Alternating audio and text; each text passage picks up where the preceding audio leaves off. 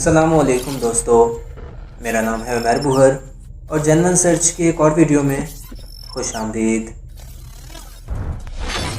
दोस्तों, ये सवाल हर इंसान के जहन में कभी न कभी ज़रूर आया होगा कि मरने के बाद आखिर क्या होगा। क्या वाकई मौत के बाद इंसान को दोबारा ज़िंदा किया जाएगा और इससे इसके अमालों का हिसाब लिया जाएगा?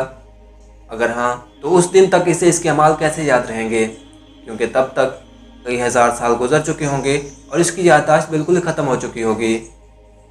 मज़ीद ये कि उस दिन इसके औज़ा मसलन हाथ, पैर, आँखें और ज़ुबान वगैरह इसी के ख़िलाफ़ ही अल्लाह के सामने गवाही क्यों देंगी, हालांकि वो तो इसी के जिस्म के हिस्से होंगे।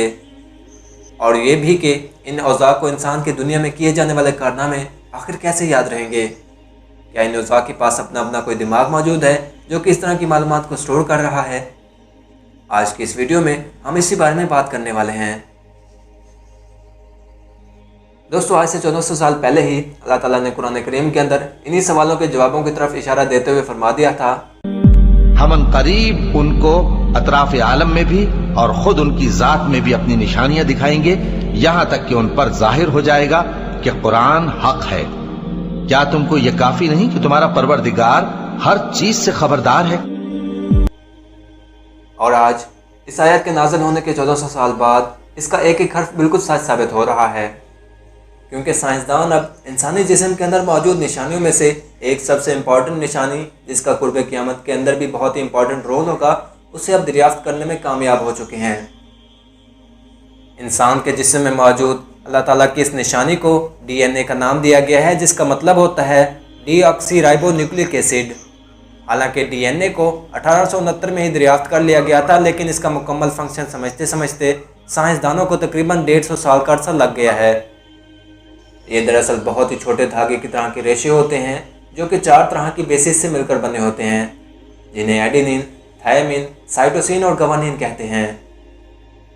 साइंसदानों के मुताबिक अब वो इस काबिल हो चुके हैं कि इंसानी DNA को इस्तेमाल करके और रिप्रोग्राम करके इसमें अपनी मर्जी का डाटा स्टोर कर सकते हैं।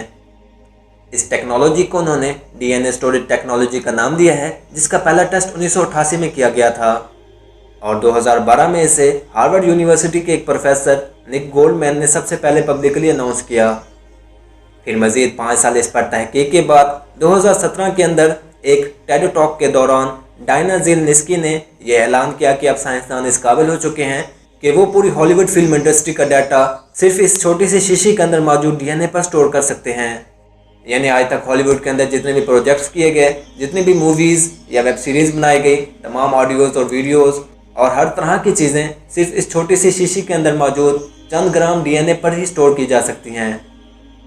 अब आपको खुद अंदाज़ा हो जाना चाहिए कि अगर चंद ग्राम DNA ही इस कदर ज़्यादा डाटा स्टोर करने की सलाहियत रखता है, तो पूरी इंसानियत का डाटा, यानी इंसान ने आज तक इस दुनिया के अंदर आने के बाद जितना भी डाटा इकट्ठा किया, जितनी भी रिसर्च की, वो सारी की सारी इन्फॉर्मेशन हम सिर्फ चंद किलोग्राम DNA पर ही स्टोर कर सकेंगे। क्योंकि DNA इस कदर महफूज और एडवांस स्टोरिंग डिवाइस है कि सिर्फ इसके 1 ग्राम के ऊपर ही 215 मिलियन गीगाबाइट यानी 21 करोड़ 50 लाख GB से भी ज़्यादा डाटा स्टोर किया जा सकता है।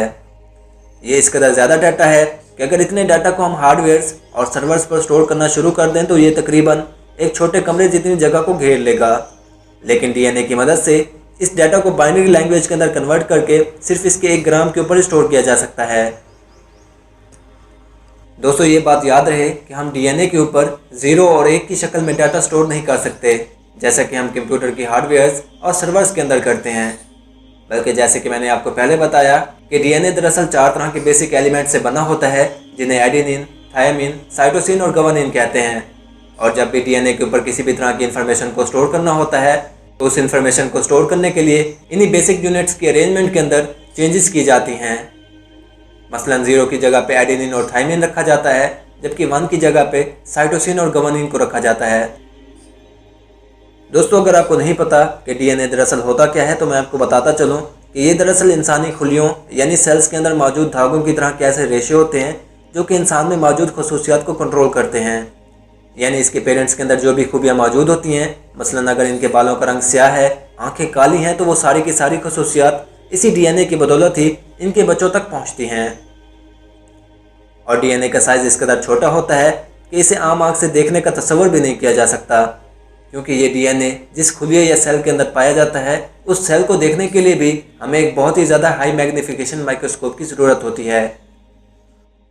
इसकी मिसाल आप यूँ ले सकते हैं कि जैसे इस कायनात में मौजूद तमाम चीज़ें बहुत ही छोटे छोटे ज़रात से मिलकर बनी हैं जिन्हें एटम्स कहते हैं और जिन्हें आम आँख से देखना बिल्कुल नामुमकिन है, बिल्कुल इसी तरह हमारा यह जिस्म भी बहुत से छोटे छोटे खुलियों से मिलकर बना है जिन्हें सेल्स कहते हैं।